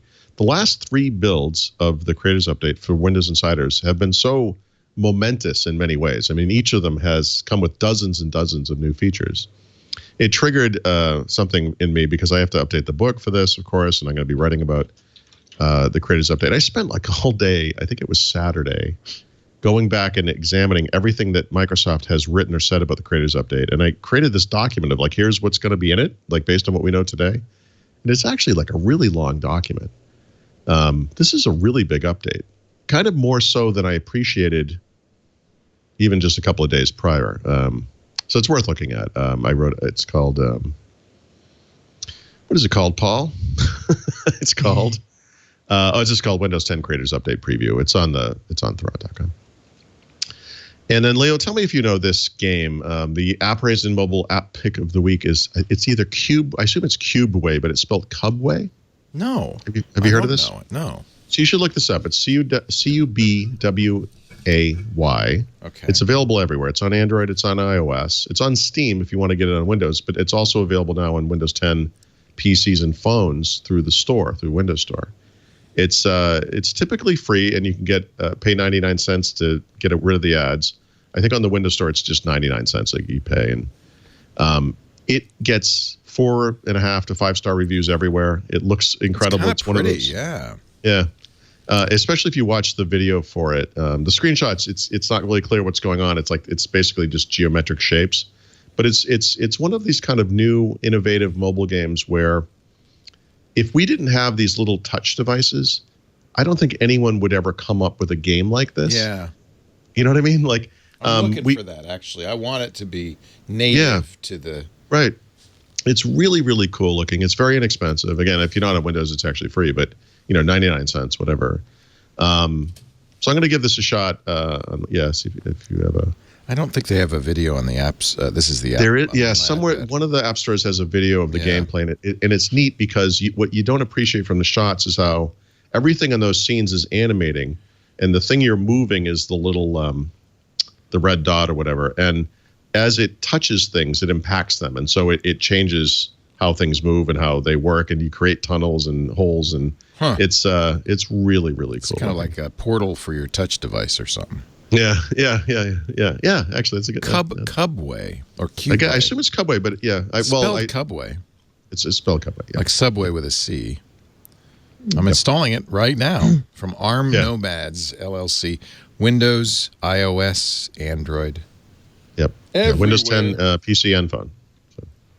And Steam. Yeah, actually, so bring it up and see if. I just downloaded it and installed it here. See what it looks like from the get-go. Yeah, this is on the... Wherever the video was, maybe it was one of the other stores. It's probably with it's really neat. Yeah. It's really... The screenshots don't do it justice. All right. Use headphones. I like it when they say use headphones, because that means I can finally use my Apple EarPods. Soon to be your Apple EarPod. Yes, any day now. It'll be all by itself. Lonesome. I don't see a video on the Android store either. I'm looking. Should I play easy, normal, or hard? Is it hard? You know what? I bet maybe it was on the Steam store. Yeah, probably. Yeah. I guess you're playing normal. I don't know which one I'm playing now. All right, let me turn the sound up here. You can hear it. Well, anyway, Mary Jo's just going to go crazy. Oh, it's one of those where you got levels, and you're going through the levels. This is easy. Oh yeah, this looks cool. I might. I'm always looking for new games to play.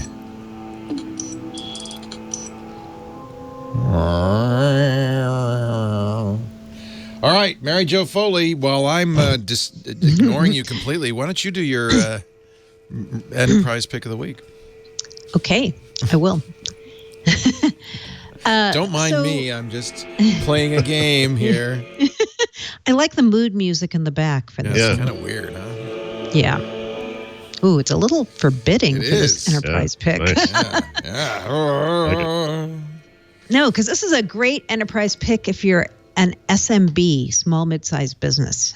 So Microsoft, as Paul mentioned today, officially ended the way to get Windows 10 for free last July, but there's a new way. Oh. If you are a subscriber to what Microsoft introduced last year, Windows 10 Enterprise E3 or E5, these are subscription plans for getting Windows 10 and paying on a monthly or annual basis for it. And if you get these through your cloud solution provider partner, as of this week, Microsoft said you are going to be able to upgrade from Windows 7 or 8.1 to Windows 10 for free. So those are the conditions. You have to be willing to buy Windows 10 as a subscription, Windows 10 Enterprise. So there's two plans, E3 and E5. There's a couple other plans that apply called Secure Productive Enterprise that add in Office 365 and some enterprise management stuff. But you have to be able to buy those plans or be interested in buying those plans and buy them through your cloud solution provider. If you meet those two criteria, you're going to be able to get Windows 10 for free. So this opens up that whole Windows 10 for free thing again, but to a whole different audience who didn't have access to it before.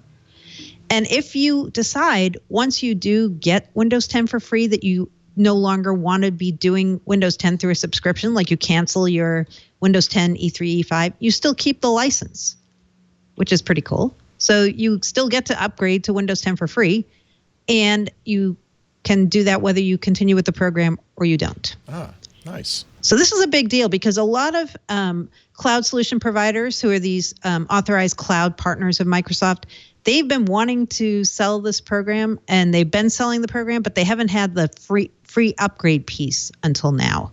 So this is a whole new incentive to get more SMBs to look at getting Windows 10 through the cloud solution provider program. So it's a good adjustment to the program and something people have been hoping Microsoft would do, and they did it. And that's not all, ladies and gentlemen. No, that is not all. So I don't have a good codename pick of the week. So I'm going to give you another enterprise/SMB oriented tip. So first I'm going to start off with migration to the new Outlook.com. You know, people are always asking Paul and I about this.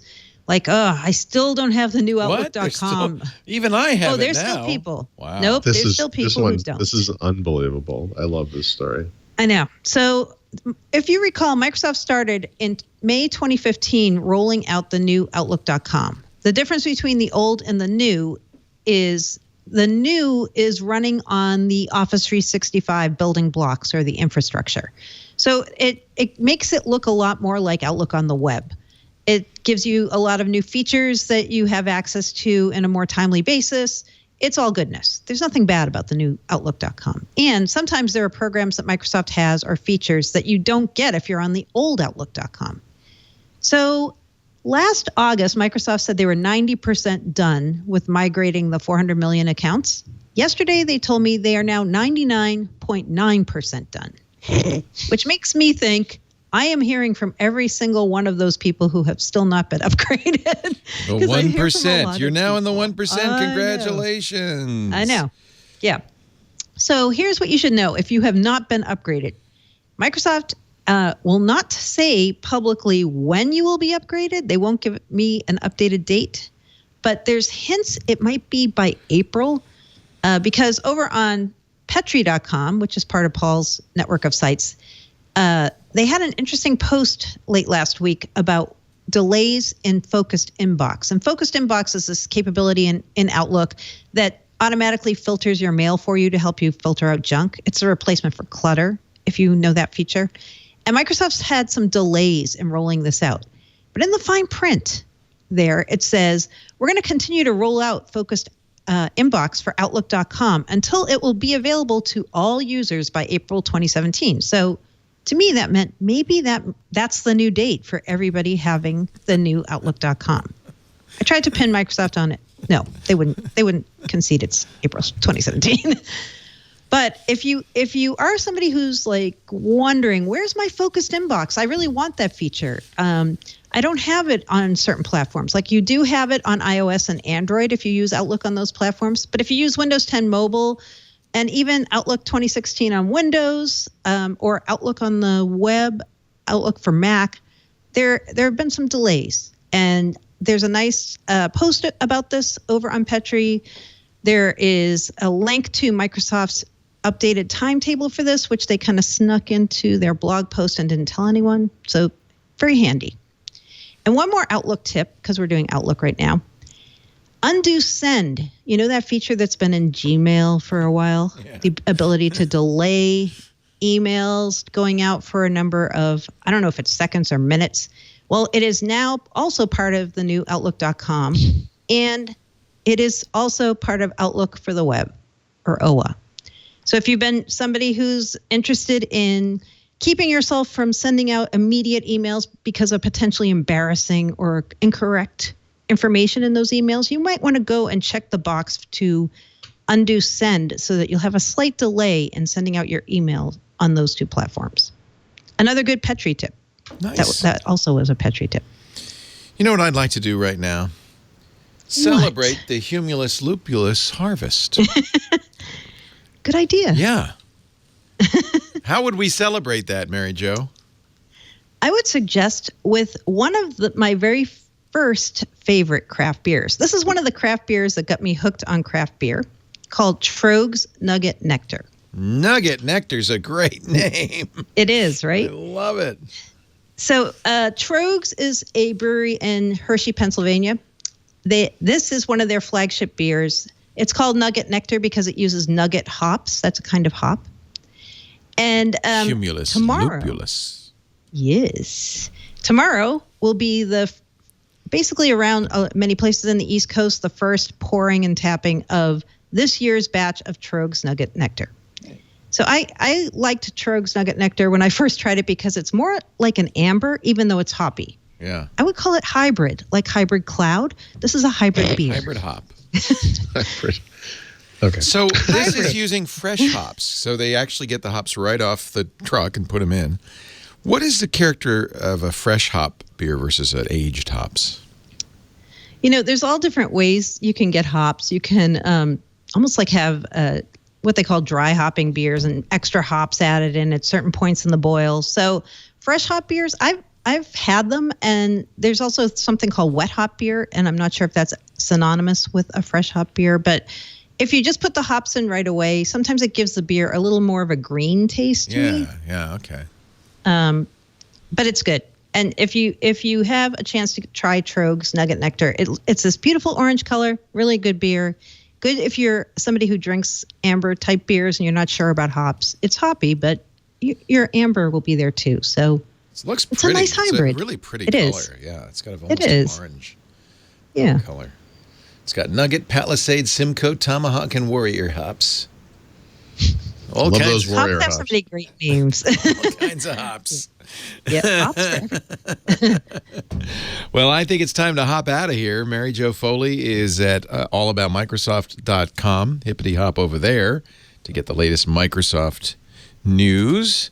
And then tiptoe over to Paul Thurrott's joint, THUROdoublegood.com. They'll find no hops at my site. No hops there, my friends. He's not a hoppy kind of guy. We do Windows Weekly every Wednesday, 11 a.m. Pacific, 2 p.m. Eastern Time. That's 2100 UTC. If you join us on Wednesday, you can watch live. Join us in the chat room at irc.twit.tv. But, of course, it's not a requirement because almost everybody else listens at their leisure. We have audio and video available for download at twit.tv/ww. Go to youtube.com/live, /twit, youtube.com/twit to watch live. But you can also find a link there to the Windows Weekly channel and subscribe there, or get to the podcasts however you get your favorite podcasts: iTunes, Stitcher, Slacker, Google All Access, Spotify, any of the platforms. Windows Weekly is everywhere. Episode 502 in the can. Thank you, Paul. Thank you, Mary Jo. We'll see you next week on Windows Weekly. Bye-bye.